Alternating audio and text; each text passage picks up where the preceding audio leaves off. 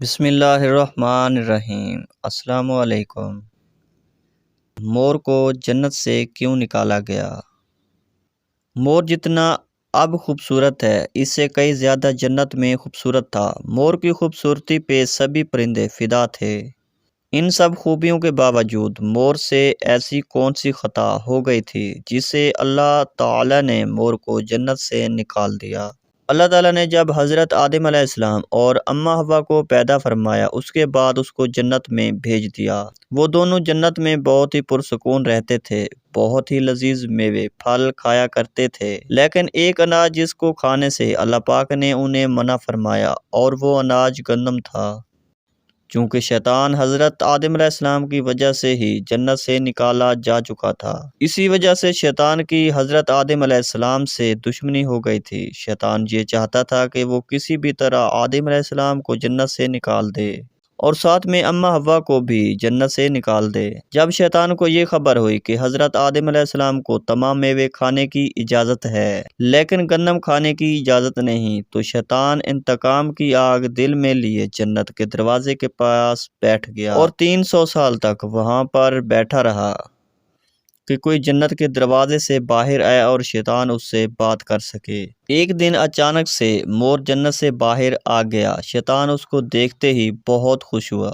شیطان نے پوچھا، اے خوبصورت پرندے تم کون ہو؟ مور بولا، میں مور ہوں، اب تم اپنا تعارف کرو۔ شیطان نے جواب دیا کہ میں عالم کروبیہ کا ایک فرشتہ ہوں، میں اللہ پاک کی عبادت سے ایک پل بھی غافل نہیں ہوں، میں چاہتا ہوں میں جنت میں جاؤں، وہاں کی نعمتوں کا اپنی آنکھوں سے مشاہدہ کروں۔ شیطان مور سے کہنے لگا کہ تم مجھے جنت کے اندر لے جاؤ، میں تمہیں 3 ایسی باتیں بتاؤں گا جس سے تمہیں ابدی زندگی حاصل ہو جائے گی، تمہیں بڑھاپا اور بیماری نہیں آئے گی، تم ہمیشہ جنت میں ہی رہو گے۔ شیطان کی یہ بات سن کر لالچ میں آ کر مور نے کہا، مجھ میں تو اتنی طاقت نہیں کہ میں تمہیں جنت کے اندر لے جاؤں، لیکن ایک سام میرا دوست ہے، وہ شاید تمہاری مدد کر سکے۔ یہ کہہ کر مور سام کے پاس گیا۔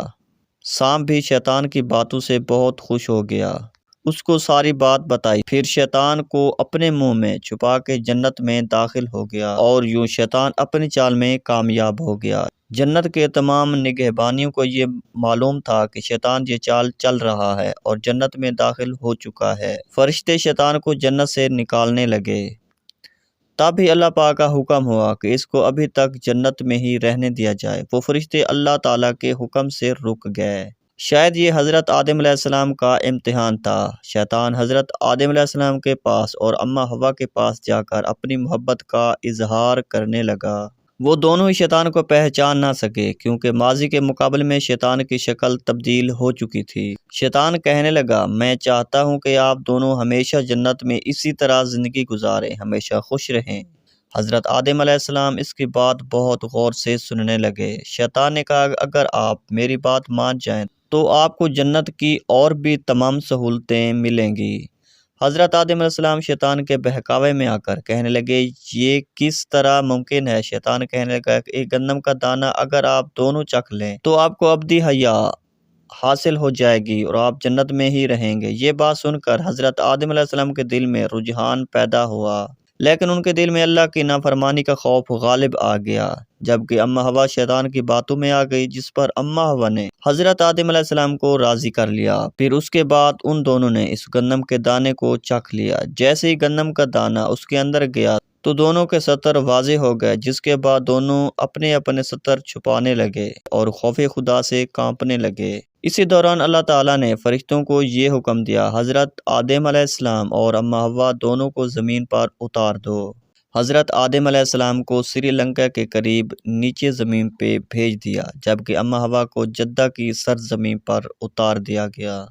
جن خوبصورت پیروں سے چل کر مور شیطان کو جنت کے اندر لے کر آیا تھا، وہی خوبصورت پاؤں اللہ تعالیٰ نے مور سے لے لیے۔ سانپ جو اپنے منہ میں شیطان کو چھپا کر لایا تھا، اس کے منہ کی خوبصورت خوشبو کو چھین کر اس میں زہر ڈال دیا گیا۔ پھر مور کے ساتھ سانپ کو بھی جنت سے نکال دیا۔ اس طرح کے انفارمیٹیو واقعات کو سننے کے لیے میرے چینل کو سبسکرائب کریں۔ Thanks for watching. اللہ حافظ۔